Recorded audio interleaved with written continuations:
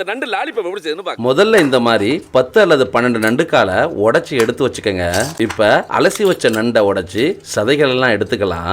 Mixie ஜாரை எடுத்து அதுல நண்டு சதைய போட்டு 1 டேபிள் ஸ்பூன் இஞ்சி பூண்டு பேஸ்ட், சீரகத்தூள் 1 டேபிள் ஸ்பூன், மிளகாய்த்தூள் 3/4 டேபிள் ஸ்பூன், மிளகுத்தூள் 1 டேபிள் ஸ்பூன், கடைசியா மஞ்சத்தூள் 1/2 டேபிள் ஸ்பூன், தேவையான உப்பு போட்டு தண்ணி ஊத்தாம அரைச்சு எடுத்துக்கலாம். அரைச்சதுல அரிசி மாவு 2 டேபிள் ஸ்பூன், கார்ன்ஃப்ளோர் மாவு 4 டேபிள் ஸ்பூன் சேர்த்து பிசைஞ்சு இந்த மாதிரி வச்சுக்கலாம். அதே போல எடுத்து வச்ச காலை 1/4 டேபிள் ஸ்பூன் மஞ்சத்தூள், மிளகாய்த்தூள், அப்புறம் தேவையான உப்பு போட்டு பிரட்டி வச்சுக்கோங்க. முட்டையை எடுத்து ஒரு பவுல்ல ஊத்தி மிளகுத்தூள் 1/2 டேபிள் ஸ்பூன், தேவையான உப்பு போட்டு கலக்கி வச்சுக்கலாம். அதே போல பிரெட் கிரம்ஸ் அல்லது ரஸ்கு தூள் 1/4 கிலோ எடுத்து வச்சுக்கோங்க.